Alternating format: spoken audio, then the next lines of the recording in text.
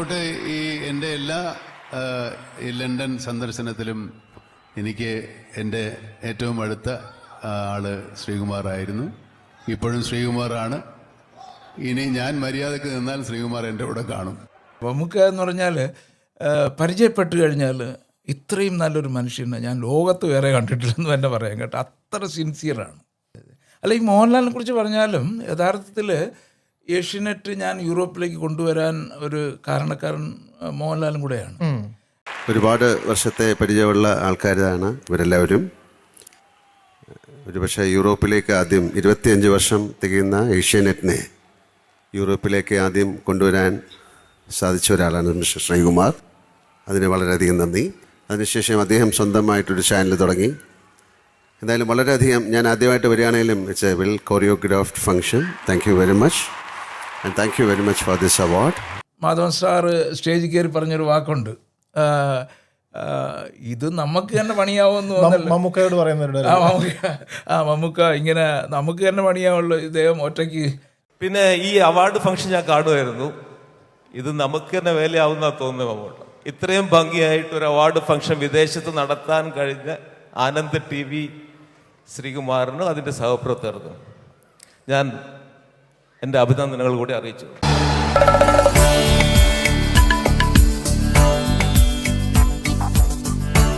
അപ്പോൾ നമ്മുടെ കൂടെ ഉള്ളത് ശ്രീകുമാർ ചേട്ടനാണ്.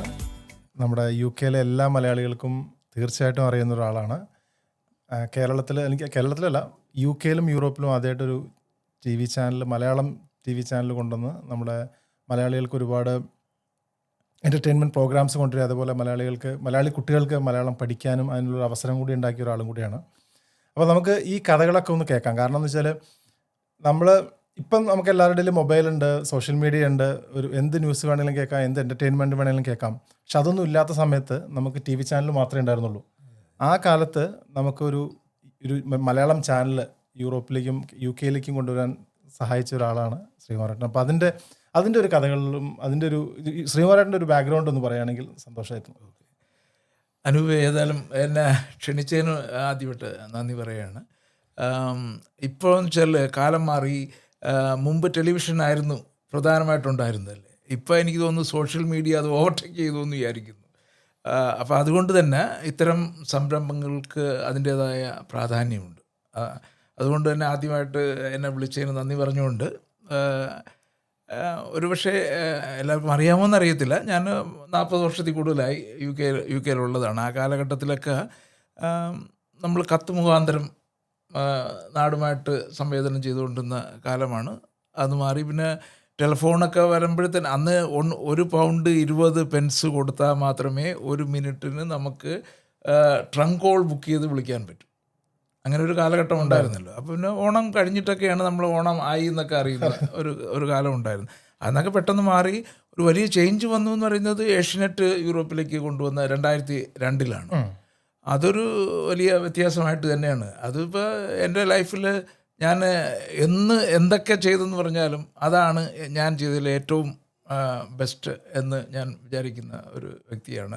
അത് ഉണ്ടാക്കിയ ഒരു ചലനമുണ്ടല്ലോ. UK മാത്രമല്ല, യൂറോപ്യൻ രാജ്യങ്ങളിൽ അവിടെ ഇംഗ്ലീഷും ഇല്ലല്ലോ, ഇല്ലാതെ ജർമ്മൻ ഭാഷയും ഒക്കെ സംസാരിച്ചിരുന്ന കുട്ടികൾക്കിടയിൽ ഈ മലയാളത്തിനെ വീണ്ടും നമുക്ക് മലയാള സിനിമകൾ കാണാനും ഒക്കെ ഉള്ള അവസരം ഉണ്ടാക്കി എന്ന് പറയുന്നതിന് എനിക്ക് അഭിമാനമുള്ള.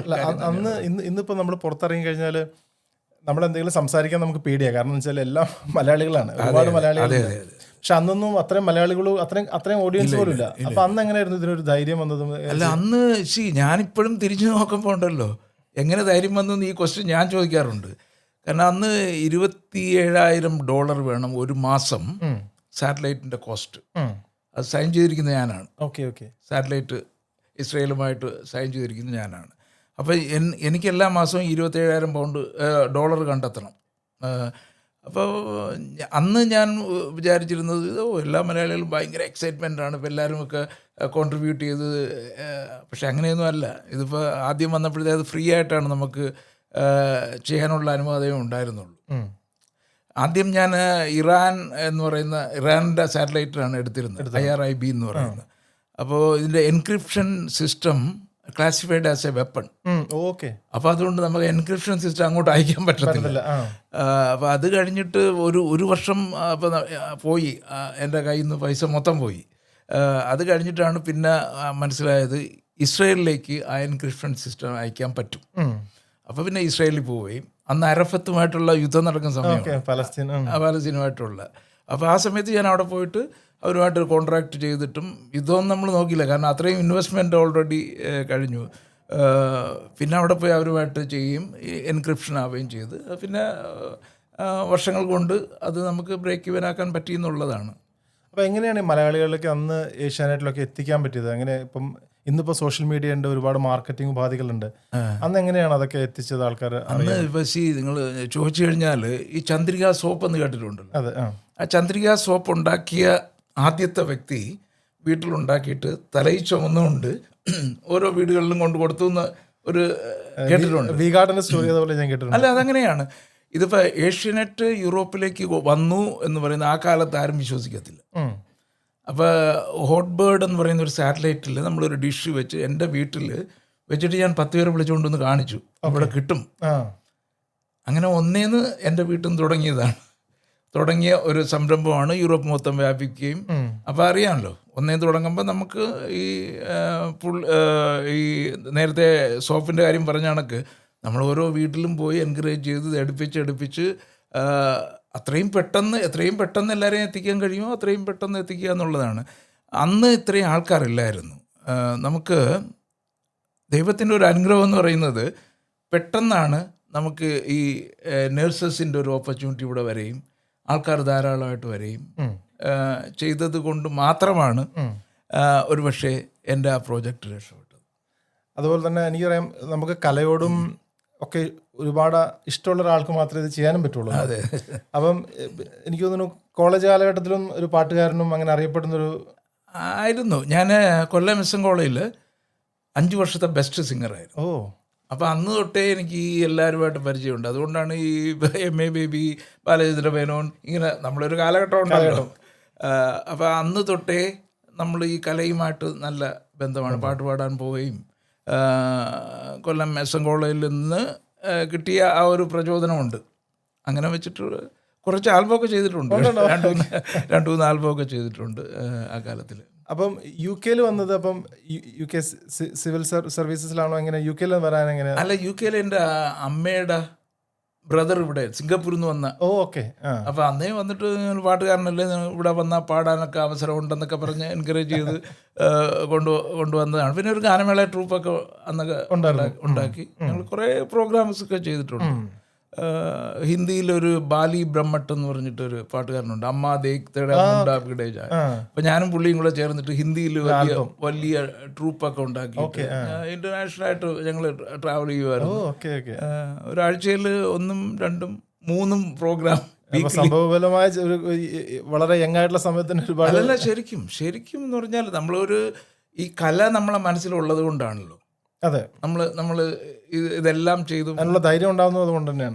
തീർച്ചയായിട്ടും. അപ്പോൾ അന്ന് തൊട്ടേ ഉള്ള ഒരു കാര്യം നമ്മൾ ചെയ്യുന്നതിൽ ഒരു സത്യസന്ധത ഉള്ളത് കൊണ്ട് ഫെയിലിയർ ആവുന്നില്ല.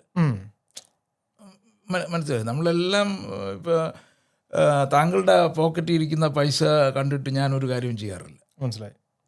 എൻ്റെ കയ്യിലുണ്ടെങ്കിൽ മാത്രമേ ഞാൻ ചെയ്യാറുള്ളൂ. അതുകൊണ്ടാണ് ഈ ഒറ്റയ്ക്കാണ് ഈ കാര്യങ്ങളെല്ലാം ചെയ്യുന്നതെന്നുള്ളതിൻ്റെ വ്യത്യാസം അത് തന്നെയാണ്. അറിയാമല്ലോ, ഞാൻ ആനന്ദ് ട്രാവൽസ് തുടങ്ങിയതും 40-40 വർഷങ്ങൾക്ക് മുമ്പാണ്. അത് ഇപ്പോഴും ഓടിപ്പോകുന്നുണ്ട്. അതുകൊണ്ട് പലർക്കും അറിയത്തില്ല, ഞാനൊരു ബിസിനസ്മാനായിട്ടേ പലരും കാണുന്നുള്ളൂ. ഞാൻ സിവിൽ സർവീസിലായിരുന്നു, UK സിവിൽ സർവീസ്, വൈറ്റ് ഹൗളിൽ 22 വർഷം വർക്ക് ചെയ്തിട്ടുണ്ട്. അതുകൊണ്ടാണ് ഇവിടുത്തെ മിനിസ്റ്റേഴ്സും ആരോരൊക്കെ ആയിട്ട് നല്ല ബന്ധം അന്നോട്ടേ കീപ്പ് ചെയ്യുന്നത്. അതുപോലെ തന്നെ നമ്മൾ ആനന്ദ് TV ഏഷ്യാനെറ്റ് എങ്ങനെയാണ് ആനന്ദ് TV ആയി മാറിയത്? എങ്ങനെയാണ് അത്? ഇപ്പോൾ ഏഷ്യാനെറ്റിൽ നമുക്ക് ഇപ്പോൾ ഞങ്ങൾ ടാലൻറ്റ് കോൺടെസ്റ്റ് ചെയ്തിട്ടുണ്ട്. ഏഷ്യാനെറ്റ് വന്നതിന് ശേഷം ഇവിടുത്തെ കുട്ടികൾക്ക് പ്രൊമോഷനും ഒക്കെ ആയിട്ട് ചെയ്യാൻ വേണ്ടി ടാലൻറ്റ് കോൺടെസ്റ്റ് ചെയ്യുമായിരുന്നു. 16 വർഷം ചെയ്തിട്ടുണ്ടായിരുന്നു. പിന്നെയാണല്ലോ നമുക്കിപ്പോൾ യുഗ്മയും അതെല്ലാം വലിയ സംഘടനകൾ ഇതെല്ലാം ചെയ്യുമ്പോഴാണ് നമ്മളത് നിർത്തിയിട്ട് നെക്സ്റ്റ് സ്റ്റെപ്പ് എന്നുള്ള രീതിയിലാണ് ഞാൻ ഈ ഫിലിം അവാർഡിലേക്ക് വരുന്നത്. അപ്പോൾ ടാലൻറ്റ് കോൺടെസ്റ്റ് ചെയ്യുന്ന കാലത്തും നമ്മൾ ഏഷ്യാനെറ്റുമായിട്ട് പറയും, ഞങ്ങൾ ഇവിടുത്തെ കുട്ടികളുടെ കുറേ പ്രോഗ്രാംസ് അതിൽ കാണിക്കണം എന്ന് പറയുമ്പോൾ അവർക്ക് അതൊരു ഇൻ്റർനാഷണൽ ചാനലായതുകൊണ്ട് അതെ, അവർക്ക് അതിന് ടൈം തരാൻ ഉള്ള ഇല്ല. പറ്റുന്നില്ല. പിന്നെ അത് ഞാൻ വിചാരിച്ചു ഏതായാലും നമ്മൾ കഷ്ടപ്പെട്ട് ഇതൊക്കെ ചെയ്തു. ഏഷ്യനെറ്റ് എന്ന് പറയുന്ന വലിയ സംരംഭം ഒരു കാലത്ത് മാറി മാറി കൈമറിഞ്ഞ് പോയി കഴിഞ്ഞാൽ നമുക്കറിയാൻ പറ്റില്ലല്ലോ. അപ്പോൾ അത് മാത്രമല്ല, യൂറോപ്പിലെ ആൾക്കാർക്ക് വേണ്ടി ഒരു ചാനൽ വേണം എന്നുള്ള ഒരു കണ്ടീഷനിലാണ് ഞാൻ അന്നത്തെ MD ആയിരുന്ന മാധവൻ സാറിൻ്റെ അടുത്തൊക്കെ പറഞ്ഞു, നിങ്ങൾ ഇരുന്നോളൂ, ഒരു സൈഡിൽ കൂടെ ഞാൻ ഇതൊന്നും ചെയ്തേ പറ്റൂ. കാരണം ലോങ് ടൈമിൽ നിങ്ങൾ തന്നെ ഉണ്ടാവുമെന്ന് നമുക്കറിയത്തില്ല അല്ലേ. നമ്മൾ ചെയ്ത പ്രവൃത്തികൾ അറിയാവുന്ന രണ്ടുപേരെ ഏഷ്യനെറ്റിലുള്ളൂ. അതൊന്ന് ഡോക്ടർ രജി മേനോനും മാധവൻ സാറുമാണ്. അപ്പോൾ ഇവർ രണ്ടും പോയി കഴിഞ്ഞാൽ പുതിയ പുതിയ കമ്പനികൾ വരുമ്പോൾ ഇപ്പം എത്ര കമ്പനികൾ കൈമാറി എന്നറിയോ. ഇപ്പം ജിയോയുടേതാണ് എടുത്തിരിക്കുന്നുണ്ടല്ലോ. അപ്പോൾ അന്നേ ഞാനൊരു 11 വർഷം മുമ്പ് ആനന്ദ് TV തുടങ്ങി. അന്ന് മമ്മൂക്കയും മാധവൻ സാറും ഒക്കെ വന്നിട്ടാണ് ഇത് ഇനാഗുറേറ്റ് ചെയ്തത്, ഇവിടെ വന്നിട്ടുണ്ടല്ലോ. പിന്നെ അന്ന് യൂസഫ് അലി ആണ് ഇതിൻ്റെ ഫസ്റ്റ് തിരി കൊളുത്തിയത്. അങ്ങനെ കുറച്ച് ആൾക്കാരുടെ ബന്ധം കൂടിയുണ്ട് ഇതിൻ്റെ ഇടയിൽ. അതിലേക്ക് വന്നത് നന്നായി. അപ്പം മമ്മൂക്കയായിട്ടാണെങ്കിലും യൂസഫ് സാറായിട്ടാണെങ്കിലും ഒക്കെ വളരെ അടുത്ത ബന്ധവും സൗഹൃദമാണുള്ളത്. തീർച്ചയായിട്ടും. അപ്പോൾ അതെങ്ങനെയാണ് അത് തുടങ്ങിയതും അതെങ്ങനെയാണ് മെയിൻറ്റെയിൻ ചെയ്ത് പോണതും? അല്ല, അത് ഭയങ്കര കഥയാണ്. അത് മനസ്സിലായില്ലേ. മമ്മൂക്ക എന്ന് പറഞ്ഞാൽ പരിചയപ്പെട്ട് കഴിഞ്ഞാൽ ഇത്രയും നല്ലൊരു മനുഷ്യനെ ഞാൻ ലോകത്ത് വേറെ കണ്ടിട്ടില്ലെന്ന് തന്നെ പറയാം കേട്ടോ. അത്ര സിൻസിയറാണ് പറയുന്ന കാര്യത്തിൽ. മറ്റുള്ള ഒരു ഫ്രണ്ട്ഷിപ്പ് വന്നു കഴിഞ്ഞാൽ, ഒരു ഫ്രണ്ടിന് എന്തെങ്കിലും ആവശ്യമെന്ന് പറഞ്ഞാൽ പുള്ളി ഉണ്ടല്ലോ, ഒരു സിനിമാ നടൻ എന്നുള്ള രീതിയിലൊന്നുമല്ല, എപ്പോഴും അത്ര കാര്യമായിട്ട് ഒരാളിനെ കെയർ ചെയ്യുന്ന ഒരു വ്യക്തിയാണ്. പക്ഷേ ആൾക്കാരുടെ ഇടയിൽ പറയുന്ന പുള്ളി ദേഷ്യക്കാരനാണെന്നൊക്കെ പറയും. ഇതൊന്നുമല്ല, ഒരു ജെന്യുവിനായിട്ടുള്ള ഒരു മനുഷ്യനാണ് അദ്ദേഹം ഉണ്ടല്ലോ. നമ്മൾ പരിചയപ്പെട്ട് കഴിഞ്ഞാൽ പുള്ളിയുടെ ഒരു ഏറ്റവും അടുത്ത കുറച്ച് കൂട്ടുകാരിൽ ഒരാൾ ഞാനുമാണെന്ന് വേണമെങ്കിൽ പറയുന്നതിൽ സന്തോഷമുള്ള ഒരു വ്യക്തിത്വമാണ്. അത് നമുക്ക് മോഹൻലാലും മമ്മൂട്ടി എന്നൊക്കെ പറഞ്ഞാൽ നമ്മുടെ ഒരു അഭിമാനമാണ് മലയാളികളുടെ. അപ്പം മമ്മൂട്ടിയുടെ അടുത്ത് അത്രയും ഒരു ഫ്രണ്ട്ഷിപ്പ് ഉണ്ടാവുക, അല്ലെങ്കിൽ മമ്മൂക്ക എപ്പോൾ വരുമ്പോഴും കൂടെ ഉണ്ടാവുക എന്നൊക്കെ പറയുന്നത് ഭാഗ്യമാണ്. അല്ല, ഈ മോഹൻലാലിനെ കുറിച്ച് പറഞ്ഞാലും യഥാർത്ഥത്തിൽ ഏഷ്യനെറ്റ് ഞാൻ യൂറോപ്പിലേക്ക് കൊണ്ടുവരാൻ ഒരു കാരണക്കാരൻ മോഹൻലാലും കൂടെയാണ്. കാര്യം അദ്ദേഹം മുമ്പ് ഒരു സമയത്ത് ഈ മോഹൻലാൽ ടേസ്റ്റ് ബഡ് എന്ന് പറയുന്ന റെസ്റ്റോറൻറ്റുകൾ വാങ്ങുന്ന ഒരു ഉണ്ടായിരുന്നു. ആ സമയത്ത് ഒരു റെസ്റ്റോറൻറ്റ് UK ഒരു റെസ്റ്റോറൻറ്റ് വാങ്ങാനായിട്ട് വരുന്നു. ഇത് ഞാൻ പറയുന്നത് ഒരു 23 വർഷം മുമ്പാണ്. 23 വർഷത്തിന് മുമ്പാണ്. അപ്പോൾ വരുന്നതിന് മുമ്പ് തന്നെ ഞങ്ങൾ അതിന് മുമ്പേ പരിചയക്കാരാണ്. ഞങ്ങൾ ഒരുമിച്ച് സ്റ്റേജിലൊക്കെ ഒരുമിച്ച് പാടിയിട്ടുണ്ട്. അങ്ങനെ ഒരേ പാട്ട് ഞങ്ങൾ രണ്ടുപേരും കൂടെ ഒരുമിച്ചൊക്കെ ഈസ്റ്റ് ടൈം ടൗൺ ഹാളിലൊക്കെ പാടിയിട്ടുണ്ട് പിന്നെ വളരെ വർഷങ്ങൾക്ക് മുമ്പ്. അപ്പോൾ അദ്ദേഹം പറഞ്ഞു, ഞാൻ അവിടെ വരുന്നുണ്ട്, ഇങ്ങനെ ഒരു മോഹൻലാൽ ടേസ്റ്റ് ബഡ് എന്നുള്ള റെസ്റ്റോറൻറ്റ് വാങ്ങാനായിട്ട് വരുന്നുണ്ട്, ആരടുത്തും പറഞ്ഞിട്ടില്ല. അന്ന് ഞാൻ മിനിസ്ട്രിയിൽ വർക്ക് ചെയ്യുന്ന സമയമാണ്, പുള്ളിക്ക് അറിയാമല്ലോ. അപ്പോൾ അദ്ദേഹം പറഞ്ഞു ഒരു 5 ദിവസം ലീവ് എടുക്കണം. ഞാൻ പറഞ്ഞു ഓക്കെ എന്ന് പറഞ്ഞു. അപ്പോൾ അത് കഴിഞ്ഞിട്ട് പുള്ളി വന്ന്, പുള്ളിയുടെ ഒരു സുഹൃത്തുണ്ട് അഷ്റഫ് എന്ന് പറയുന്ന ആളുടെ ഒരു ഫ്ലാറ്റുണ്ട് സെൻട്രലുണ്ട്. അപ്പോൾ ഞാൻ രാവിലെ അവിടെ ചെല്ലുന്നു, അദ്ദേഹം ഫുഡ് കഴിച്ചുകൊണ്ടിരിക്കുന്നു. അവിടെ നിന്ന് എണീച്ചിട്ട് പറഞ്ഞ് ഈ ഇരിക്കുന്ന ആളിനെ അറിയാമോ എന്ന് ചോദിച്ചു. ഒരു കനം കുറഞ്ഞ ഒരാൾ അവിടെ ഇരിക്കുന്നു. ഞാൻ പറഞ്ഞു എനിക്കറിയില്ലെന്ന്. ഇതാണ് ഏഷ്യനെറ്റിൻ്റെ MD മാധവൻ, ഇദ്ദേഹമാണ് എന്നെ മാധവനെ പരിചയപ്പെടുത്തി തരുന്നതും പിൽക്കാലത്ത് ഞങ്ങൾ ഇതെല്ലാം അങ്ങനെയാണ് ഞങ്ങൾ ഇതെല്ലാം കണക്ട് ആവുന്നത്. അപ്പോൾ അങ്ങനെ ഒരു മോഹൻലാലിൻ്റെ ഒരു ഭാഗമുണ്ട്. മോഹൻലാലിൻ്റെ ഒരു ഭാഗമുണ്ട് ഇതിൽ ഉണ്ടല്ലേ. യൂസഫ് അലി സാറുമായിട്ടുള്ള ബന്ധം എങ്ങനെയാണ്? യൂസഫ് അലി സാറുമായിട്ട് എനിക്ക് ഒരു 30 വർഷത്തെ പരിചയം. പുള്ളി വളരെ ബിഗ് ആവുന്നതിന് മുമ്പേ ഉള്ള പരിചയമാണ്. ഇപ്പോഴും ഞങ്ങൾ സ്ഥിരം കോണ്ടാക്റ്റുള്ള ഒരു വ്യക്തിത്വമാണ്. പുള്ളിയുടെ എല്ലാ സംരംഭങ്ങളും തുടങ്ങുമ്പോഴും എന്നെ വിളിക്കാറുണ്ട്, ഞാൻ പോകാറുണ്ട്. ഞാനും എന്തെങ്കിലും പറഞ്ഞു കഴിഞ്ഞാൽ പുള്ളിയും അപ്പോഴേ എത്താറുണ്ട്. ഞാൻ എൻ്റെ ന്യൂസിൻ്റെ, ഞങ്ങൾക്ക് ആനന്ദ് TV ന്യൂസുണ്ട്, ഡെയിലി ന്യൂസുണ്ട്. അപ്പോൾ ന്യൂസിൻ്റെ സെക്ഷൻ ട്രിവാൻഡ്രത്ത് ഞങ്ങൾ ഒരു വലിയ ഓഫീസ് എടുത്ത് തുടങ്ങിയപ്പോൾ പുള്ളിയാണ് അതിനുവേണ്ടി അവിടെ ട്രിവാൻഡ്രത്ത് വന്നിട്ട് എല്ലാം സെറ്റ് ചെയ്യും. അന്ന് എല്ലാവരും വന്നിരുന്നു. അന്ന് VS അച്യുതാനന്ദനും അന്നത്തെ മുഖ്യമന്ത്രിയായിരുന്ന ഉമ്മൻചാണ്ടി സാറും തുടങ്ങിയ എല്ലാ ആൾക്കാരും, MA ബേബി തുടങ്ങിയ എല്ലാവരും വന്നിരുന്നു. ഇദ്ദേഹം വന്നിട്ടാണ് ഞങ്ങൾ ന്യൂസിൻ്റെ സെക്ഷൻ തുടങ്ങുന്നത്. അപ്പം ഇതേപോലെ ഒരു ചാനൽ കൊണ്ടു നടക്കാന്ന് പറഞ്ഞാലും ചാനൽ തുടങ്ങാന്ന് പറഞ്ഞാലും ഇതൊക്കെ നമുക്ക് വിശ്വസിക്കാൻ പറ്റുന്നതിലും കൂടുതലാണ്. കാരണം അന്നത്തെ കാലത്ത്. അപ്പോൾ അതുപോലെ തന്നെ നമുക്ക് വിശ്വസിക്കാൻ പറ്റാത്തൊരു കാര്യമാണ് ഈ ആനന്ദ് TV ഫിലിം അവാർഡ്സ്. അതെ. അത് ഇപ്പം 5ാമത്തെ പ്രാവശ്യം ഫിഫ്ത്ത് ആനന്ദ് TV ഫിലിം അവാർഡാണ് വരാൻ പോണത്. അപ്പം കേരളത്തിൽ തന്നെ അല്ലെങ്കിൽ ഈവൻ നമ്മുടെ UK തന്നെ ഒരു പരിപാടി, ഒരു 600 ആൾക്കാർ വരുന്ന പരിപാടി നടത്താൻ തന്നെ വലിയ ബുദ്ധിമുട്ടാണ് ഇത്ര ആൾക്കാരെ കൊണ്ടുവരിക. അപ്പം അതെങ്ങനെയാണ് ഇത്രയും ആൾക്കാരെ, അതും ഇത്രയും എക്സ്പെൻസീവായിട്ട് കേരളത്തിൽ നിന്നൊക്കെ കൊണ്ടുവന്ന് ഇവിടെ ഒരു പരിപാടി നടത്താനുള്ള ധൈര്യം, അത്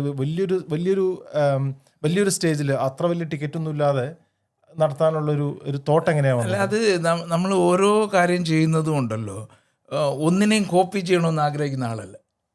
സംതിങ് ന്യൂ എന്ന് പറഞ്ഞാൽ, അപ്പോൾ നമ്മൾ ആദ്യത്തെ ആനന്ദ് TV ഫിലിം അവാർഡ്സ് എന്ന് പറയുന്ന ഇത് വന്നപ്പോഴും എനിക്കറിയാം, ഞാനിതെല്ലാം ചെയ്തു കഴിഞ്ഞ് ഞാൻ മാഞ്ചസ്റ്ററിൽ പോയി ചെയ്തു എന്ന് പറയുന്നത്, ഞാൻ കുറേ ഹാളുകൾ നോക്കി. ഇൻറ്റീരിയറായിട്ട് ഏറ്റവും ബെസ്റ്റ് ഹോളായിട്ട് എനിക്ക് തോന്നിയത് O2 അപ്പോളാണ്. കാര്യം ഏത് കോർണറിൽ ഇരുന്നാലും ഈ 10,000-3000 ആൾക്കാർ വന്നു കഴിഞ്ഞാൽ ഭംഗിയായിട്ട് കാണാം. പിന്നെ അതിൻ്റെ സൗണ്ട് സിസ്റ്റം എല്ലാം പെർഫെക്റ്റ് ആണ്. നേരത്തെ പറഞ്ഞ പോലെ നമ്മളൊരു പാട്ടൊക്കെ പാടുന്ന ആളായിരുന്നതുകൊണ്ട് നമുക്ക് ഇതെല്ലാം നമ്മൾ ചെക്ക് ചെയ്യും. അപ്പം ഏറ്റവും ബെസ്റ്റ് ഹാളാണ് ഈ O2 അപ്പോളോ മാഞ്ചസ്റ്റർ എന്ന് പറഞ്ഞാൽ. ഈ 3000 ആൾക്കാർക്ക് വന്നിരുന്നാലും സീറ്റിലിരുന്ന് കാണാൻ പറ്റും. ഞാനിത് ആദ്യം മൈൻഡിൽ കൺസീവ് ചെയ്തിട്ട് ഞാനവിടെ പോയി ഇതെല്ലാം ചെയ്തിട്ട് എൻ്റെ ഓഫീസിലെ സ്റ്റാഫുകളുണ്ടല്ലോ, അവിടുത്തെല്ലാം ഞാൻ പറഞ്ഞു, നിങ്ങൾ തലേദിവസം വരണം, വന്നിട്ട് ഈ ഞാൻ പറയുന്നതിൻ്റെ വ്യാപ്തി അവർക്ക് മനസ്സിലായില്ല.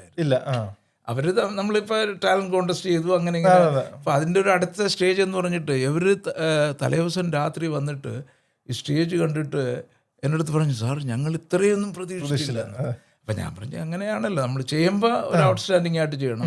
അത് നമുക്ക് സന്തോഷം തോന്നിയെന്ന് പറഞ്ഞാൽ, അന്ന് മാധവൻ സാർ സ്റ്റേജിൽ കയറി പറഞ്ഞൊരു വാക്കുണ്ട്, ഇത് നമുക്ക് തന്നെ പണിയാവുമെന്ന് തോന്നല്ലോ. മമ്മൂക്കയോട് പറയുന്നുണ്ട്, മമ്മൂക്ക ഇങ്ങനെ നമുക്ക് തന്നെ പണിയാവുള്ളൂ, ഇദ്ദേഹം ഒറ്റയ്ക്ക് ഞങ്ങളവിടെ 100-200 ആൾക്കാരെ വെച്ചിട്ടാണ് ഇത്തരം ഒരു. അതാ ഞാൻ ആലോചിക്കുന്നത്. കാരണം വെച്ചാൽ UK കേരളത്തിൽ ഇന്ത്യയിൽ ലേബർ ചീപ്പാണെന്നല്ല ഞാൻ പറയുന്നത്, പക്ഷേ ഇവിടെ എല്ലാവർക്കും അവരുടേതായ ജോലികളും കാര്യങ്ങളും ഉണ്ട്. അപ്പം അത്രയും ഒരു സ്കെയിലിൽ ഒരു പ്രോഗ്രാം നടത്തണമെങ്കിൽ അത്രയധികം എഫേർട്ടും കാര്യങ്ങളും വേണമല്ലോ. അല്ല, ഇതൊരു പ്ലാനിങ് ആണ്.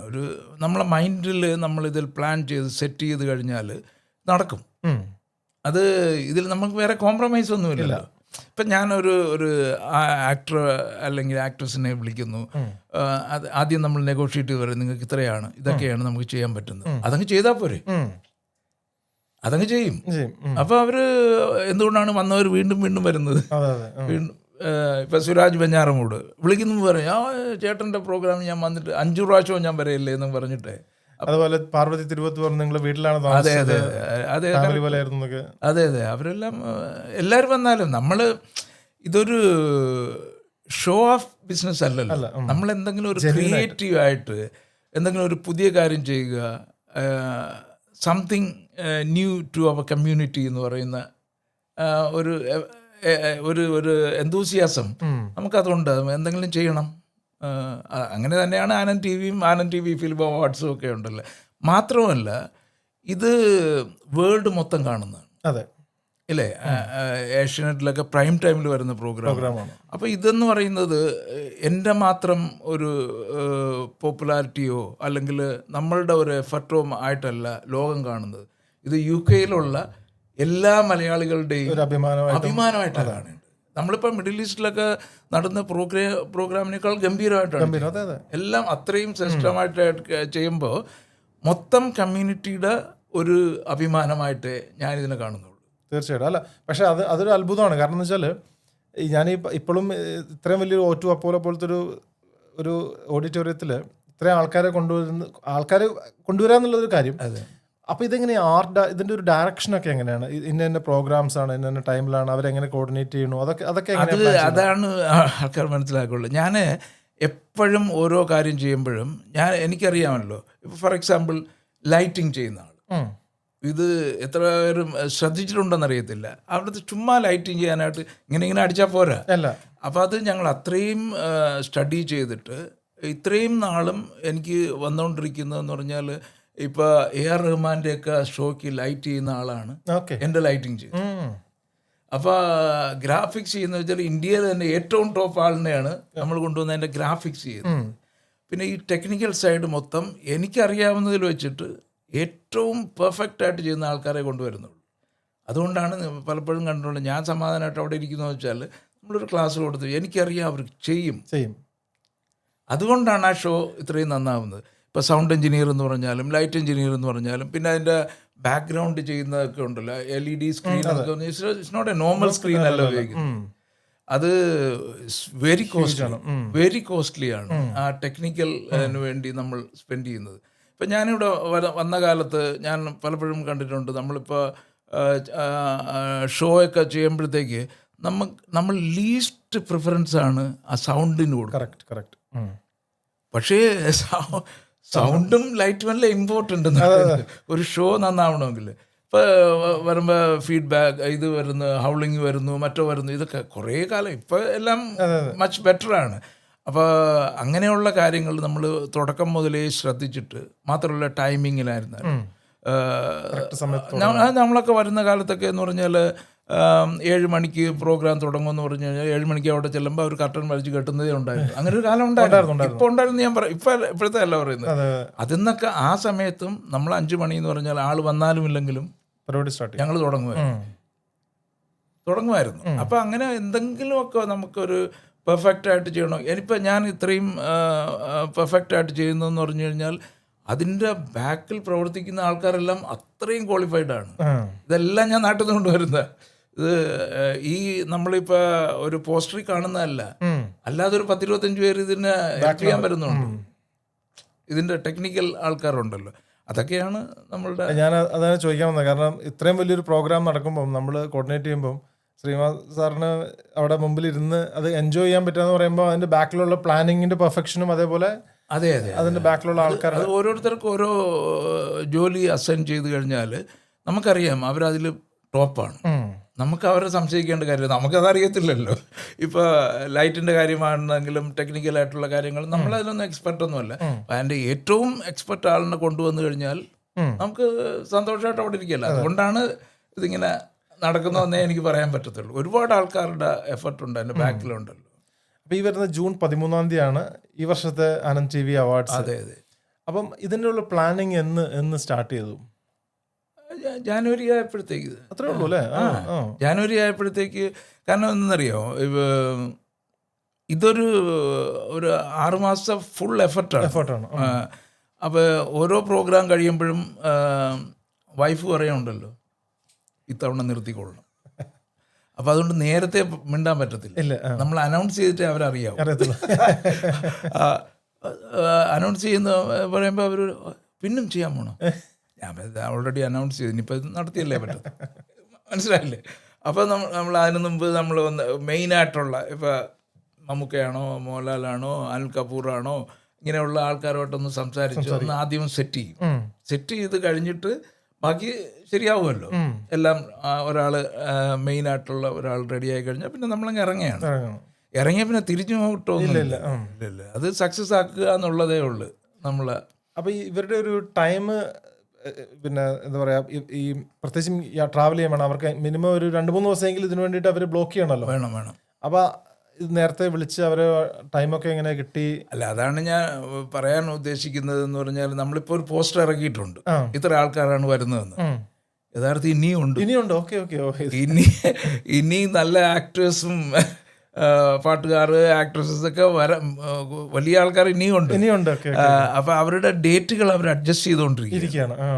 മനസ്സിലായില്ല? അപ്പൊ ഞാൻ ഉദ്ദേശിക്കുന്നതെന്ന് പറഞ്ഞാൽ ഇതൊരു പ്രോഫിറ്റ് മേക്കിംഗ് ഷോ ആയിട്ട് ഞാൻ ഒരിക്കലും കാണുന്നില്ല. അങ്ങനെയാണെങ്കിൽ കുറച്ചാളിനെ ഇത് തന്നെ കൂടിപ്പോയെന്ന് ആൾക്കാർ പറയാറുണ്ട്. പക്ഷെ നമ്മളിപ്പോഴും നോക്കുന്നത് ഇതിനേക്കാൾ എങ്ങനെ ബെറ്റർ ആക്കാം, എങ്ങനെ 1-2 ആൾക്കാരെ കൂടെ മെയിനായിട്ടുള്ള 1-2 ആൾക്കാരെ കൂടെ ഇൻക്ലൂഡ് ചെയ്യാം. മമ്മൂക്കയുടെ താഴെയുള്ള ഇപ്പോഴത്തെ മെയിനായിട്ടുള്ള ആൾക്കാർ ഞാൻ സംസാരിച്ചുകൊണ്ടിരിക്കുകയാണ്. അവരുടെ ഡേറ്റുകൾ അവർ നോക്കിക്കൊണ്ടിരിക്കുകയാണ്. അവർ മാക്സിമം ട്രൈ ചെയ്യുന്നുണ്ട്. പക്ഷേ ഒരാഴ്ച കഴിഞ്ഞ് പറയാം, അല്ലെങ്കിൽ 10 ദിവസം തരൂ എന്ന് പറയുന്ന ആൾക്കാർ ഞാനത് വെയിറ്റ് ചെയ്യാതെ ഇപ്പം ഞാനിതെല്ലാം ഇറക്കിയതാണ്. ഇനിയുണ്ട്. ഇതിപ്പോൾ ഏറ്റവും ഇപ്പം ട്രെൻഡിങ് ആയി നിൽക്കുന്ന ഇപ്പം ഡെലുലു, പിന്നെ അതേപോലെ നമ്മുടെ MG ശ്രീകുമാർ ഇപ്പം ഭയങ്കര വൈറലാണ്. അപ്പം ഇവരെ ഒറ്റയ്ക്ക് ഷോ നടത്തിയാൽ തന്നെ ആൾക്കാരാണ്. അപ്പം എനിക്ക് തോന്നുന്നു അപ്പം ഇതിന്റെ എന്താണ് ഒരു പ്രോഗ്രാം, ഒരു എത്ര മണിക്കൂർ പരിപാടിയാണ്, എന്തൊക്കെയാണ്? 3-3.5 മണിക്കൂറേ കാണത്തുള്ളൂ. അതില് ഇവർക്കൊന്നും ഒരു ഫുൾ സമയം കൊടുക്കാൻ പറ്റില്ല. എല്ലാവരും വേണമല്ലോ. എല്ലാവർക്കും ഒരു 10-15 മിനിറ്റ് വെച്ച് കൊടുത്ത് പിന്നെ കുറച്ച് അവാർഡ് കൊടുക്കുന്നവരുണ്ടാവും ഇതിലെ നമ്മള് അവാർഡ് ഷോ അല്ലേ, അതും ഇതിന്റെ ഇടയിൽ നടക്കും. പക്ഷെ നോൺ സ്റ്റോപ്പ് എന്റർടൈൻമെന്റ് ആണ്.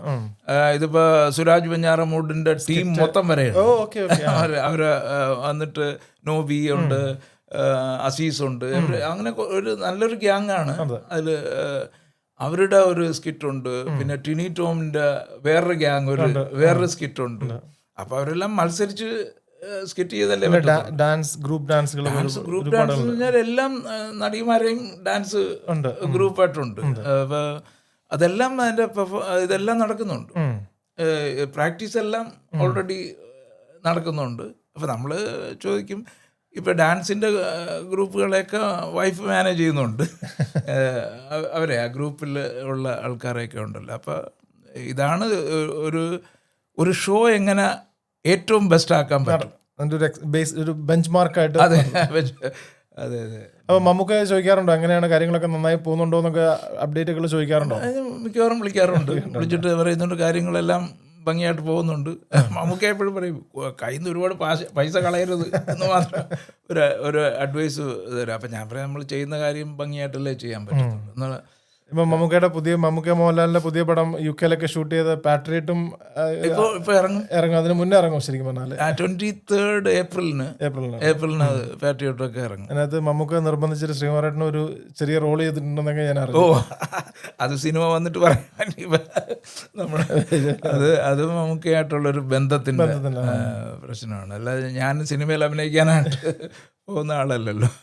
അപ്പൊ ഇതിന്റെ ഈ ഇപ്പം അനൗൺസ് ചെയ്തു, ടിക്കറ്റ്സ് ഒക്കെ ഓൾറെഡി അവൈലബിൾ ആണോ? ടിക്കറ്റ് അവൈലബിൾ ആണ്. ഞങ്ങള് ആനന്ദ് TV നമ്മൾ സബ്സ്ക്രൈബ് ചെയ്യുന്ന ആൾക്കാർക്കെല്ലാം ഒരു 10% ഒക്കെ വെച്ചിട്ടൊക്കെ എല്ലാം ഓൾറെഡി പബ്ലിഷ് ചെയ്തിട്ടുണ്ട്. എനിക്ക് അറിയാവുന്ന വെച്ചാൽ എപ്പോഴും നടത്തുമ്പോഴും ഈ പൊതുജനം വന്ന് സപ്പോർട്ട് ചെയ്യാറുണ്ട്. കഴിഞ്ഞ തവണ എനിക്ക് വിഷമം തോന്നിയെന്ന് വെച്ചാൽ ലാസ്റ്റിൽ കുറേ ആൾക്കാർക്ക് ടിക്കറ്റ് കിട്ടാതെ പോയി. ഒരുപാട് പേര് ടിക്കറ്റ് കിട്ടാതെ പോയി. നമുക്ക് ഈ ഇങ്ങനെയുള്ള ഹാളിലെ അവർക്ക് ആ നമ്പർ ലീഗൽ ഇൻഷുറൻസ് ലിമിറ്റ്സ് കേട്ടതില്ല. ലീഗൽ ഇൻഷുറൻസ് അതൊക്കെ എടുത്തിട്ടുണ്ടല്ലോ നമ്മള്. എത്ര മില്യന്റെ ഒക്കെ ഇൻഷുറൻസ് ഒക്കെ എടുത്തിട്ടാണ് അതെല്ലാം എടുത്തെങ്കിലല്ലേ പ്രോപ്പറായിട്ടല്ലേ ചെയ്യാൻ പറ്റത്തുള്ളൂ. അപ്പോൾ അങ്ങനെ വരാതിരിക്കാനായിട്ട് നമ്മൾ നേരത്തെ ടിക്കറ്റ് എടുക്കുന്നതാണ് നല്ലതെന്നാണ് പറയുന്നത്. ഏതായാലും ഈ പറഞ്ഞ ലൈനപ്പിനേക്കാൾ ആൾക്കാരുണ്ട്. ഇനിയും അനൗൺസ് ചെയ്യാനുണ്ട് എന്നുള്ളതാണ്. കാരണം ഈ പരിപാടിക്ക് എനിക്ക് തോന്നുന്നു ഒരു മാർക്കറ്റിങ്ങിന്റെ അഡ്വർടൈസ്മെന്റ് ആവശ്യം പോലും ഇല്ല. അല്ല, അങ്ങനെ പറയാൻ പറ്റത്തില്ല. ആൾക്കാർ അറിയണം. കാര്യം ഞാനതുകൊണ്ടാണ് എല്ലാ വർഷവും നടത്തേണ്ടെന്ന് വിചാരിക്കുന്നതെന്ന് അറിയാം. 2 വർഷത്തിലൊരിക്കൽ നടത്താറുണ്ട്. കാര്യം ഒരുപാട് ആൾക്കാർ ഷോ ചെയ്യുന്നുണ്ട്. ഇത് ഞാൻ പല സ്ഥലങ്ങളിൽ വെച്ച് ചെയ്യുന്നില്ല. അത് ഞാൻ നേരത്തെ പറഞ്ഞതാണ്. UK മലയാളികളുടെ ഒരു പ്രസ്റ്റീജ് ഷോ ആയിട്ട് ലോക മലയാളികളെ അറിയണം എന്നുള്ള ഒരു ആഗ്രഹം കൊണ്ട് ചെയ്യുന്നതാണ്. അല്ലാതെ ഇതൊന്ന് എങ്ങനെ വന്നാലും നമുക്ക് പ്രോഫിറ്റ് വരില്ല. പ്രോഫിറ്റ് വേണമെങ്കിൽ എനിക്ക് അവിടെ നിന്ന് കൊണ്ട് വേറൊരു സ്ഥലത്ത് വെച്ച് നടത്താം, മറ്റിടത്ത് 2-3 സ്ഥലത്ത് വയ്ക്കാം, അല്ലെങ്കിൽ വരുന്ന വഴിയിൽ വേറെ രാജ്യങ്ങളിൽ ഇതിൻ്റെ ഷോ വിറ്റിട്ട് വരാം. അപ്പം നമുക്ക് ഒരു പ്രോഗ്രാം ചെയ്യുമ്പോഴത്തേക്ക് ഒരു പ്രോഗ്രാം നമ്മൾ മാക്സിമം എഫർട്ട് എടുത്ത് ചെയ്യുമ്പോൾ അത് സക്സസ് ആയി കഴിയുമ്പോഴത്തേക്ക് നമ്മൾ ആ സന്തോഷമുണ്ട്. അത് വേറൊരു സ്ഥലത്ത് കൊണ്ടുവച്ച് നടത്തിയാൽ വരത്തില്ല. ഒറ്റ സ്ഥലത്തേ കിട്ടും. ഈ ഒരു കാര്യം നമ്മൾ ഒരു സ്ഥലത്ത് ചെയ്യുമ്പോൾ നമുക്ക് അതിന്റെ ഫുൾ കൊടുത്ത് ചെയ്യാൻ ഫോക്കസ് ഉണ്ട്. അല്ലെങ്കിൽ പിന്നെ പിറ്റേന്ന് രാവിലെ എണീച്ച് മറ്റിടത്ത് ഓടണം. ഇത് നമ്മളൊരു ഇൻട്രസ്റ്റും മാത്രമല്ല, എത്രത്തോളം വിശ്വസിക്കുമെന്ന് എനിക്കറിയത്തില്ല. ഇപ്പം ഞാൻ അന്ന് 2002 ഏഷ്യാനെറ്റ് യൂറോപ്പിലേക്ക് കൊണ്ടുവരുമ്പോൾ എടുത്തത് ഒരു ലൈഫ് ചേഞ്ചിങ് ഡിസിഷനാണ്. ഞാൻ ആ മിനിസ്ട്രിയിലെ ജോലി വരെ റിസൈൻ ചെയ്തു. കാരണം ഇത് സക്സസ് ആവുന്നില്ല എന്ന് കണ്ടപ്പോൾ വേറെ ഓപ്ഷൻ ഇല്ലല്ലോ. അപ്പോൾ ഇതെങ്ങനെയെങ്കിലും സക്സസ് ആക്കിയേ പറ്റത്തുള്ളൂ. അപ്പോൾ ഞാൻ അൺപെയ്ഡ് ലീവ് എടുത്ത് പിന്നെ ജോലി റിസൈൻ ചെയ്തു. അങ്ങനെയൊക്കെയാണ്. അത്രയും നല്ല ജോലിയൊന്നും ആരും റിസൈൻ ചെയ്യത്തില്ല. പക്ഷേ ഒരു ചലഞ്ചായിട്ട് എടുത്തിട്ട് നമ്മൾ ചെയ്തപ്പോൾ അന്ന് എന്നെ ഈ ആ പ്രോജക്റ്റിൽ രക്ഷപ്പെടുത്തിയതെന്ന് പറഞ്ഞാൽ ഈ മലയാളി സമൂഹമാണ്. ഈ UK-യിലാവട്ടെ യൂറോപ്പിലുള്ളതാവട്ടെ, അത് ഒരിക്കലും നമുക്ക് മറക്കാൻ പറ്റത്തില്ല. അപ്പോൾ നമ്മൾ അവർക്കും കൊടുക്കുന്ന ഒരു ട്രീറ്റാണെന്ന് കൂട്ടിയാൽ മതി. ഇതെല്ലാം ഉണ്ടല്ലേ നമുക്ക്. തീർച്ചയായിട്ടും. അപ്പം ഇപ്പം നമ്മൾ ആദ്യം തുടങ്ങിയപ്പോൾ നമ്മൾ ഈ സോഷ്യൽ മീഡിയയെക്കുറിച്ചും മൊബൈലിൻ്റെ ഇതിനെക്കുറിച്ചൊക്കെ നമ്മൾ സംസാരിച്ചു. ഇപ്പം പുതിയ ന്യൂസ് ചാനലുകൾ കേരളത്തിൽ ലോഞ്ച് ചെയ്യുമ്പോൾ അത് അറിയണ തന്നെ ആൾക്കാർ യൂട്യൂബിലും മൊബൈലിലും കണ്ടിട്ടാണ് അറിയണത്. അപ്പോൾ അത് ആ ഒരു ഷിഫ്റ്റ് എങ്ങനെയാണ് നോക്കി കാണുന്നത്? ഷിഫ്റ്റ് എന്ന് പറഞ്ഞാൽ സമൂഹത്തിൽ എപ്പോഴും ഇങ്ങനെ ചേഞ്ചസ് വന്നുകൊണ്ടിരിക്കും. ഞാനിപ്പോൾ ആദ്യം 2002 ഏഷ്യനെറ്റ് കൊണ്ടുവന്നപ്പോൾ ഡിഷ് വെക്കണം, എനിക്ക് ഓർമ്മയുണ്ട്. 13 ഡിഗ്രി ഈസ്റ്റിൽ ഇത് വെച്ചിട്ട്. അപ്പോൾ അത് കഴിഞ്ഞ് അടുത്തൊരു യുഗം വന്നപ്പോൾ, അതായത് IPTV, ഇൻ്റർനെറ്റ് പ്രോട്ടോകോൾ TV എന്ന് പറയുമ്പോഴത്തേക്ക് ഞാൻ അതിൽ എക്സ്പെർട്ട് ആയില്ലായിരുന്നുവെങ്കിൽ ഞാനിന്നിവിടെ ഇരിക്കത്തില്ല. മനസ്സിലായില്ലേ? അപ്പോൾ ഈ വേൾഡിൽ ഇങ്ങനെ ചേഞ്ചസ് ഹാപ്പൻ ചെയ്തുകൊണ്ടേയിരിക്കും. നമ്മൾ നേരത്തെ കാഷ്വൽ ടോക്കിൽ പറഞ്ഞ കണക്ക് വൈകുന്നേരം ആകുമ്പോൾ എൻ്റെ വൈഫ് ഒരു സിനിമ കാണാൻ വിളിക്കുമ്പോൾ ഞാൻ പറയും, നീ സിനിമ കാണും, ഞാൻ തൊട്ടടുത്ത് കേൾക്കുന്നുണ്ട് എന്ന് പറഞ്ഞിട്ട് ഞാൻ വേറെ കാര്യങ്ങൾ പഠിക്കുകയാണ്, പുതിയ കാര്യങ്ങൾ പഠിക്കുകയാണ്. അതുപോലെ ഒരു ചേഞ്ചാണ് ഇപ്പോൾ സോഷ്യൽ മീഡിയ എന്ന് പറയുന്നത്. മുമ്പ് നമ്മളെപ്പോഴും പറയുമായിരുന്നു ചാനലാണ് ഒരു ന്യൂസ് എല്ലായിടത്തും സ്പ്രെഡ് ചെയ്യാനായിട്ട് സഹായിക്കുന്നു. ഇപ്പം എനിക്ക് തോന്നുന്നു അതിപ്പോൾ സോഷ്യൽ മീഡിയ ഓവർടേക്ക് ചെയ്ത് കഴിഞ്ഞു എന്നാണ് വിചാരിക്കുന്നത്. ഇപ്പോൾ കണ്ടിട്ടുണ്ടോ എന്നറിയത്തില്ല. ഇപ്പോൾ ഞാനും സോഷ്യൽ മീഡിയയിൽ കുറേ ആക്റ്റീവാണ്. അപ്പോൾ എന്തുകൊണ്ടാണ് നമ്മൾ ഈ പരിപാടി മാഞ്ചസ്റ്ററിൽ കൊണ്ടുവെക്കാൻ കാരണം? UK-യിൽ മാഞ്ചസ്റ്റർ, ഞാൻ ലണ്ടനിലാണ് താമസിക്കുന്നത്. 40 വർഷമായിട്ട് ലണ്ടനിൽ താമസിക്കുന്നു. അപ്പോൾ അവിടുത്തെ ആ ഏരിയയുടെ പ്ലസും മൈനസും എനിക്ക് നല്ലപോലെ അറിയാം. ഞാൻ ചെറിയ ഷോസൊക്കെ 1000, 1200 ഉള്ള ഒരുപാട് ഷോസൊക്കെ അവിടെ ചെയ്തിട്ടുണ്ട്. പലപ്പോഴും ആൾക്കാർക്ക് ഫീൽ ചെയ്യുന്നത്, ഇപ്പം അറിയാമല്ലോ എല്ലാവരും കാറിലാണ് വരുന്നത്. പാർക്കിങ്ങിൻ്റെ ഒരു പ്രശ്നം ലണ്ടനിലേക്ക് വന്നു കഴിഞ്ഞാൽ പ്രധാനമായിട്ടും ഒന്നാമത് ഈ കൺജഷൻ ചാർജ് കൊടുക്കണം, പിന്നെ പാർക്കിംഗ് ഫീ എന്ന് പറഞ്ഞാൽ 40-40 കൊണ്ട് അതിന് കൊടുക്കണം. ഇതാകുമ്പോഴത്തേക്ക് ഞാൻ മാഞ്ചസ്റ്ററിൽ O2 അപ്പോളയിൽ കണ്ടു വെച്ചാൽ തൊട്ടടുത്ത് തന്നെ എല്ലാം പാർക്കിംഗ് ഉണ്ട്. മാക്സിമം കൊടുക്കേണ്ട 5 കൊണ്ടാണ് ഒരു ദിവസം പാർക്ക് ചെയ്യുന്നതിന്.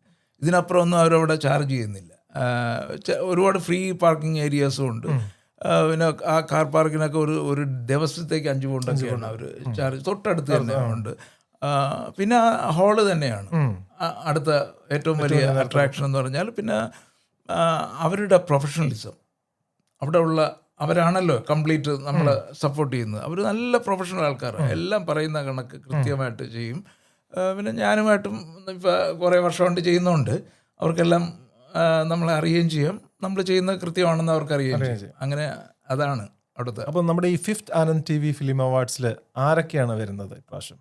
അത് എല്ലാവർക്കും അറിയാവുന്ന പോലെ മമ്മൂക്ക എന്ന് പറയുന്ന ഒരു മെഗാസ്റ്റാർ. ഒരു സ്റ്റാർ എന്ന് പറയുമ്പോൾ നമ്മൾ വെറും സ്റ്റാറായിട്ട് ജീവിച്ചിട്ട് കാര്യമില്ല.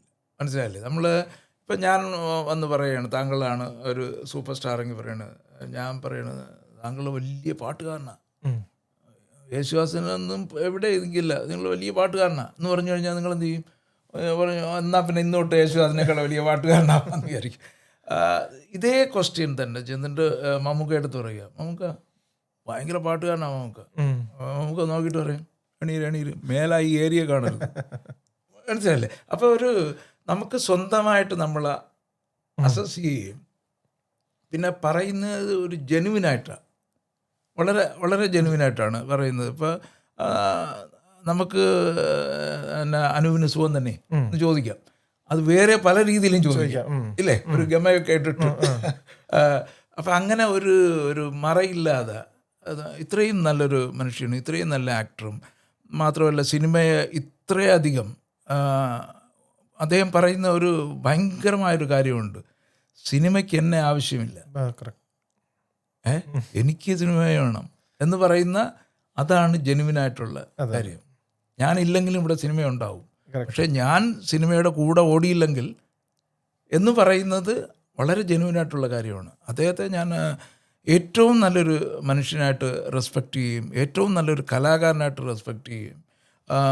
എല്ലാ പല പല സിനിമകളും പുറത്തിറങ്ങുന്നതിന് തൊട്ട് മുമ്പ് തന്നെ, ഒരുപക്ഷെ ഞാൻ നാട്ടിലുണ്ടെങ്കിൽ വിളിക്കും, എൻ്റെ മറ്റേ ഈ ഭ്രമയുഗമൊക്കെ ഞങ്ങൾ ഒരുമിച്ചാണ്ടിരുന്ന് ആദ്യം കാണുന്നത്. ആദ്യം ഇത് കണ്ടിട്ട് എങ്ങനെയുണ്ട് എന്ന് എൻ്റെ അടുത്ത് ചോദിക്കുമ്പോൾ അപ്പോൾ അത്രയ്ക്കും ജെനുവിനായിട്ടുള്ള വളരെ നല്ല ഒരു മനുഷ്യനാണ്. നമ്മളെപ്പോഴും ഒരു പൊസിഷനിൽ എത്തിക്കഴിഞ്ഞാൽ നമ്മളൊരു റോൾ മോഡലാണ് പലർക്കും എന്ന് അറിഞ്ഞുകൊണ്ട് നമ്മളെ ജീവിതം തന്നെയാണ്, മഹാത്മാഗാന്ധി പറഞ്ഞ കണക്ക് എൻ്റെ ജീവിതം തന്നെയാണ്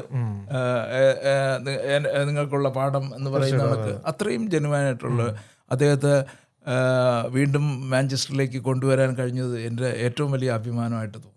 പ്രത്യേകിച്ച് നമ്മളെല്ലാവരും വളരെ വിഷമത്തിലൂടെയാണ് കടന്നുപോയത്. മമ്മൂക്കയ്ക്ക് കുറച്ച് വയ്യാന്നൊക്കെ അറിഞ്ഞു, ഇപ്പൊ വീണ്ടും തകർത്ത് അഭിനയിച്ചുകൊണ്ട് വന്നിരിക്കുകയാണ്. അപ്പോൾ അല്ല, തീർച്ചയായിട്ടും അല്ല, അസുഖമായിരുന്ന സമയത്തും അസുഖം കഴിഞ്ഞ ഉടനെ എന്നെ വിളിച്ചിട്ട് അസുഖം ക്ലിയർ ആയെന്ന് പറഞ്ഞപ്പോഴത്തേക്ക് നിങ്ങൾ വരുന്നില്ലേ എന്ന് ചോദിച്ചു. മനസ്സിലായില്ല. അപ്പോഴും ഞാൻ മദ്രാസിൽ പോവുകയും കാണുകയും ചെയ്തു. അപ്പോൾ ഒരു അത്രയും ജെനുവിനായിട്ടുള്ള ഒരു മനുഷ്യനെ ഒരു റോൾ മോഡലായിട്ട് നമുക്ക് എടുക്കാൻ പറ്റുന്ന ഒരു വ്യക്തിത്വമാണ്. അദ്ദേഹത്തെ നമുക്ക് വീണ്ടും മാഞ്ചസ്റ്ററിൽ കൊണ്ടുവന്നിട്ട് നമ്മളെ സമൂഹത്തിൽ പരിചയപ്പെടുത്താൻ, പ്രസൻറ്റ് ചെയ്യാൻ കഴിയുന്നതിൽ എനിക്ക് വലിയ അഭിമാനമുണ്ട്. പ്രത്യേകിച്ച് മലയാളികൾക്ക് വലിയൊരു അഭിമാനം മാത്രമല്ല, നമ്മുടെ ഒരു സന്തോഷമാണ്. കാരണം വെച്ചാൽ നമുക്ക് മമ്മൂക്ക എത്ര അടുത്ത് കാണാനും ഇന്ററാക്ട് ചെയ്യാനും പറ്റുന്ന ഒരു ഓപ്പർച്യൂണിറ്റിയാണ്. അത് വലിയൊരു അല്ല, മമ്മൂക്ക ഒരിക്കലും ഇപ്പം നമ്മളെ ഷോയിൽ വന്നിട്ട് ഒരു വലിയ താരമായിട്ട് നിൽക്കുന്ന രീതിയിൽ വളരെ ജെനുവിനായിട്ട് നമുക്ക് ഒരിക്കൽ പറഞ്ഞ കാര്യമുണ്ട്. ഞാൻ സ്റ്റേജിൽ നിന്ന് നോക്കിയപ്പോൾ നിങ്ങളവിടെ പാവത്തിനെ പോലെ താഴെ ഇരിക്കുന്നു, പിന്നെ എനിക്ക് ഈ ഷോ നടത്തിയല്ലേ പറ്റുമെന്ന് എന്ന് പറയുന്ന അത്രയും സ്നേഹബന്ധമുള്ള ഒരു വ്യക്തിത്വം വീണ്ടും നമുക്ക് മാഞ്ചസ്റ്ററിൽ വന്നിട്ട് പൊതുസമൂഹത്തിൽ പരിചയപ്പെടുത്താനല്ല, പ്രസൻറ്റ് ചെയ്യാൻ കഴിയുന്നതിൽ എനിക്ക് വളരെ സന്തോഷമുണ്ട്. വേറെ ആരൊക്കെയാണ് വരുന്നത്? വേറെ ഇപ്പോൾ ഞാൻ നേരത്തെ പറഞ്ഞ പോലെ വേറെ ഇനി ആൾക്കാർ വരാനുണ്ട്. ഉണ്ണിമുകുന്ദൻ വരുന്നുണ്ട്. ഉണ്ണിമുകുന്ദൻ വളരെ സന്തോഷത്തോടു കൂടിയാണ് വരുന്നത്.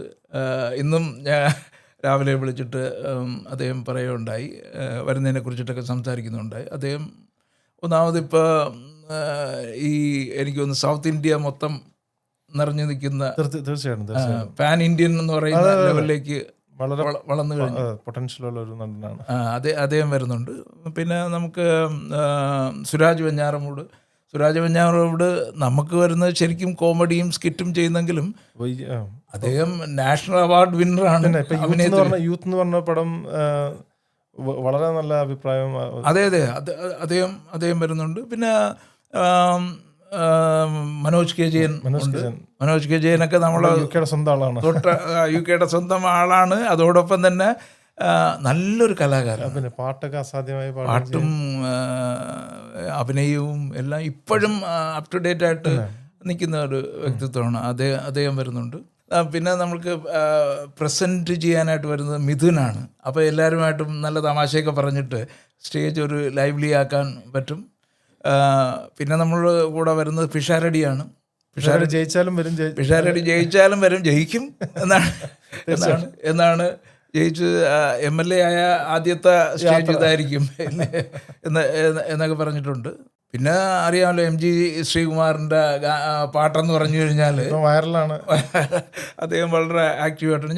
ഞാനുമായിട്ട് വളരെ വർഷത്തെ പരിചയമാണ്. ഒരു 20-25 വർഷമായിട്ടുള്ള ബന്ധമാണ്. അവർ നമ്മളെ വീട്ടിലെ ഒരു അംഗത്തെ പോലെയാണ്. അദ്ദേഹം വന്ന് അദ്ദേഹത്തെ കൊണ്ടുവെക്കുന്ന രീതിയിൽ ഏറ്റവും ഭംഗിയാക്കി തരും. പിന്നെ ഒരു ഗായിക വരുന്നുണ്ട്, അതൊക്കെ ഇനി റിവീൽ ചെയ്യാനുള്ളതാണ്. അപ്പോൾ അവരൊക്കെ ഇനിയിപ്പോൾ ഞങ്ങൾ റിവീൽ ചെയ്യാനായിട്ട് കുറച്ച് ആൾക്കാരുണ്ട്. കാര്യം അവരുടെ ഡേറ്റുകളൊന്ന് കൺഫേം ആകും, നമ്മൾ പറഞ്ഞാൽ കൊണ്ടുവരണമല്ലോ. പിന്നെ ഏറ്റവും ലേറ്റസ്റ്റ് ആയിട്ടുള്ള കുറേ നടിമാരൊക്കെ ഉണ്ടല്ലോ, എല്ലാവരും വരുന്നുണ്ട്. എല്ലാവരും അവരുടെയൊക്കെ പെർഫോമൻസും ഒക്കെ ഉണ്ട്. നിഖില വിമലൊക്കെ ഡാൻസ് കളിക്കുന്ന എനിക്ക് ഒരുപക്ഷെ ആരും കണ്ടു കാണത്തില്ലെന്ന് വിചാരിക്കും. അവരെല്ലാം നല്ല ഡാൻസേഴ്സാണ്. അവരുടെ അമ്മയൊക്കെ നല്ല ഭരതനാട്യം ഡാൻസറാണ്. പിന്നെ അത് ക്ലാസിക്കലായിട്ടൊക്കെ, അപ്പോൾ ഒരു സെമി ക്ലാസിക്കൽ ഡാൻസ് പോലത്തെ ഒക്കെ അവരതുണ്ടാവും.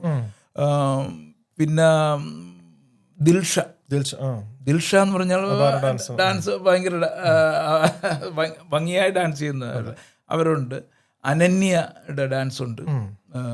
പിന്നെ ഈ പാട്ടുകാരുടെ പാട്ടുണ്ട്, കോമഡിയുടെ പല സ്കിറ്റുകളുണ്ട്.